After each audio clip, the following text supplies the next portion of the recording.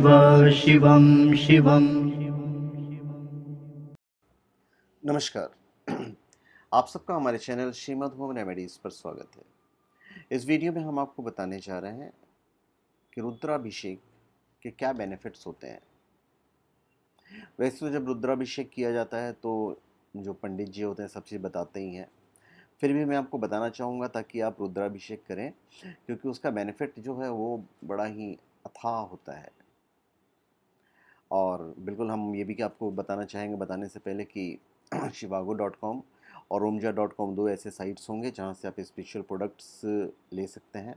omja.com इस महीने के आखिरी तक शुरुआत हो जाएगा और काफ़ी जेन्यून और काफ़ी एक्चुअली में सस्ती चीज़ें मिलेंगी आपको वहाँ पे प्राइस वाइज।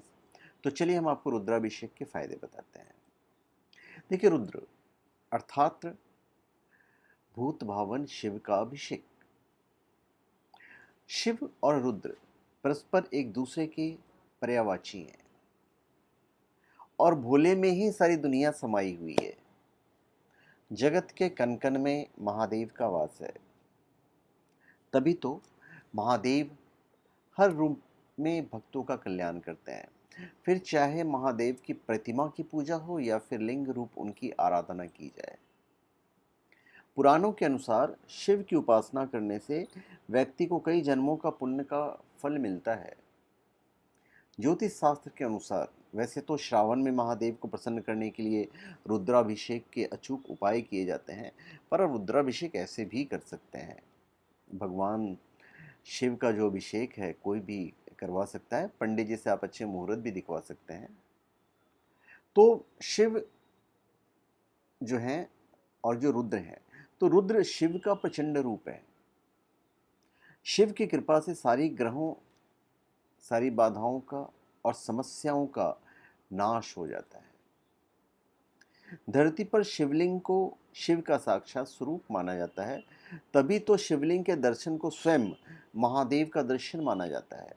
और इसी मान्यता के चलते भक्त शिवलिंग को मंदिरों में और घरों में स्थापित कर उसकी पूजा और अर्चना करते हैं। यूँ तो भोले भंडारी की छोटी सी पूजा ही उनको प्रसन्न कर देती है, लेकिन शिव आराधना की सबसे महत्वपूर्ण विधि रुद्राभिषेक को माना जाता है। रुद्राभिषेक क्योंकि मान्यता है कि जल की धारा भगवान शिव को अत्यंत प्रिय है और उसी से हुई है रुद्राभिषेक की उत्पत्ति। शिव को ही रुद्र कहा जाता है क्योंकि ऋतम दुखम द्रव्यति नाश्यति त्रिरुद्र, यानी कि भोले सभी दुखों को नष्ट कर देते हैं। क्या हमने कहा, वापस कह देता हूँ। ऋतम दुखम द्रव्यति नाश्यति त्रिरुद्र, यानी कि भोले सभी दुखों को नष्ट कर देते हैं। हमारे धर्म ग्रंथों के अनुसार हमारे द्वारा किए गए पाप ही हमारे दुखों के कारण है।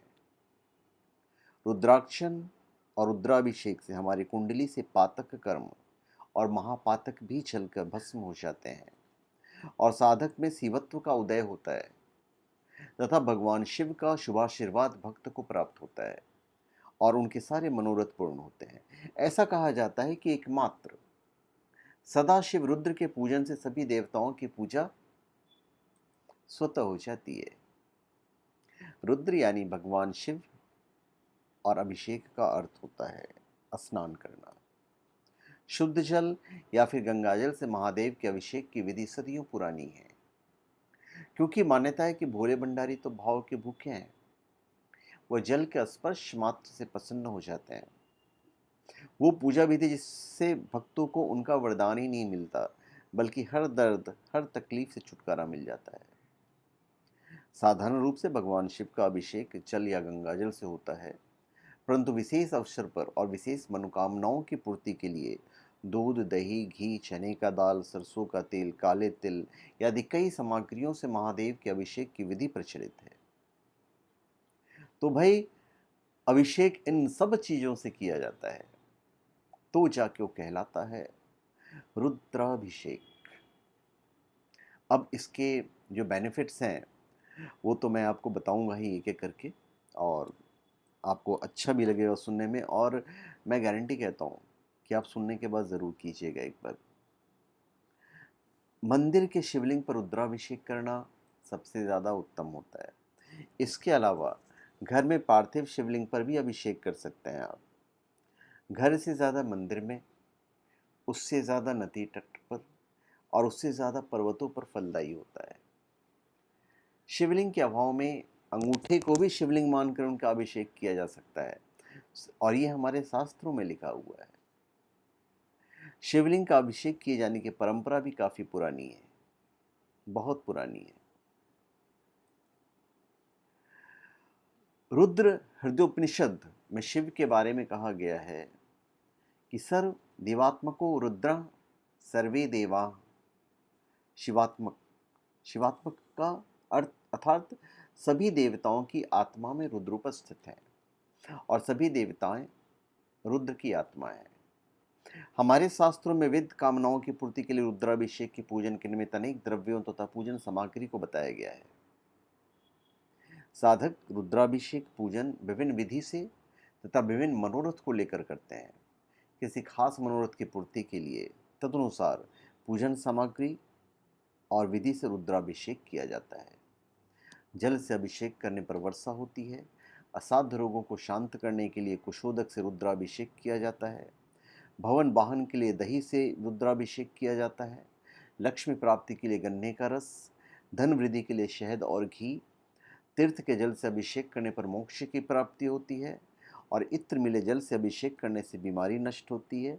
पुत्र प्राप्ति के लिए दुग्ध से, और यदि संतान उत्पन्न होकर मृत पैदा हो तो गोदुग्ध से रुद्राभिषेक करना चाहिए। रुद्राभिषेक से योग्य और विद्वान संतान की प्राप्ति होती है। ज्वर की शांति के लिए शीतल जल और गंगाजल से रुद्राभिषेक किया जाता है। सहस्त्रनाम मंत्रों का उच्चारण करते हुए घृत की धारा से रुद्राभिषेक करने पर वंश का विस्तार होता है। प्रमेह रोग की शांति भी दुग्धाभिषेक से हो जाती है। शक्कर मिले दूध से अभिषेक करने पर जड़ बुद्धि वाला भी विद्वान हो जाता है। सरसों के तेल से अभिषेक करने पर शत्रु पराजित होते हैं और शहद से अभिषेक करने पर यक्षमा तपेदिक दूर हो जाती है। पातकों को नष्ट करने की कामना होने पर शहद से रुद्राभिषेक करें। गोदुग्ध से तथा शुद्ध घी द्वारा अभिषेक करने से आरोग्यता प्राप्त होती है और पुत्र की कामना वाले व्यक्ति शक्कर मिश्रित जल से अभिषेक करें। तो ऐसे तो अभिषेक साधन जल से भी किया जाता है, पर रुद्राभिषेक की बात कर रहे हैं। इसमें कोई संदेह नहीं कि किसी पुराने निमित्त रूप से पूजे जाने वाले शिवलिंग का अभिषेक बहुत ही उत्तम फल देता है, किंतु यदि पारद के शिवलिंग का अभिषेक किया जाए तो बहुत ही शीघ्र चमत्कारिक शुभ परिणाम भी मिलते हैं और रुद्राभिषेक का फल जो है वो अति शीघ्र मिलता है। तो अब हम बेनिफिट्स पे आते हैं। हमारे धर्म ग्रंथों के अनुसार हमारे द्वारा किए गए पाप ही हमारे दुखों का कारण है, जैसा कि मैंने आपको बताया। तो रुद्रार्चन और रुद्राभिषेक से हमारी कुंडली से पातक कर्म और महापातक भी जलकर भस्म हो जाते हैं और साधक में शिवत्व का उदय होता है, जैसा कि मैंने आपको ऊपर बताया है। तो एक तरह से आप यूँ समझ लीजिए कि आपके जितने भी प्रॉब्लम्स हैं, जितने भी कष्ट हैं, जितनी भी समस्याएं हैं, सारे के सारे दूर होते चले जाते हैं। विशेष अवसर पर या सोमवार, प्रदोष और शिवरात्रि आदि पर्व के दिनों में मंत्र गोदुग्ध और अन्य दूध मिलाकर अथवा केवल दूध से ही अभिषेक किया जाता है। वेदों में विद्वानों ने इसकी भूरी भूरी प्रशंसा की है। पुराणों में तो इससे संबंधित अनेक कथाओं का विवरण प्राप्त होता है। वेदों और पुराणों में रुद्राभिषेक के बारे में कहा गया है और बताया गया है कि रावण ने अपने 10 सिरों को काटकर उसके रक्त से शिवलिंग का अभिषेक किया तथा सिरों को हवन की अग्नि को अर्पित कर दिया था, जिससे वो त्रिलोक जयी हो गया। भस्मासुर ने शिवलिंग का अभिषेक अपनी आंखों के आंसुओं से किया तो भी भगवान के वरदान का पात्र बन गया। काल सर्प योग, गृह कलेश, व्यापार में नुकसान, शिक्षा में रुकावट, सभी कार्यों की बाधाओं को दूर करने के लिए रुद्राभिषेक आपके अभिष्ट सिद्धि के लिए फलदायक है। ज्योतिर्लिंग क्षेत्र और तीर्थ स्थान तथा शिवरात्रि प्रदोष, श्रावण के सोमवार आदि पर्वों में शिववास का विचार किए बिना भी रुद्राभिषेक किया जा सकता है। वस्तुतः शिवलिंग का अभिषेक आशुतोष शिव को शीघ्र प्रसन्न करके साधक को उनका कृपा पात्र बना देता है और उनकी सारी समस्याएं स्वतः समाप्त हो जाती है। अतः हम कह सकते हैं कि रुद्राभिषेक से मनुष्य के सारे पाप ताप सारे के सारे धुल जाते हैं। स्वयं सृष्टिकर्ता ब्रह्मा ने भी कहा है कि जब हम अभिषेक करते हैं तो स्वयं महादेव साक्षात उस अभिषेक को ग्रहण करते हैं, और संसार में ऐसी कोई वस्तु वैभव सुख नहीं है जो हमें रुद्राभिषेक करने या करवाने से प्राप्त नहीं हो सकता है। सब चीज आपको मिल जाएगा। गृह कलेश, व्यापार में नुकसान, शिक्षा में रुकावट, सब समाप्त। तो धन्यवाद। आप सबका हमारे चैनल पर स्वागत है। आप हमारे चैनल पर सब्सक्राइब करें और अपने कमेंट दीजिए। धन्यवाद।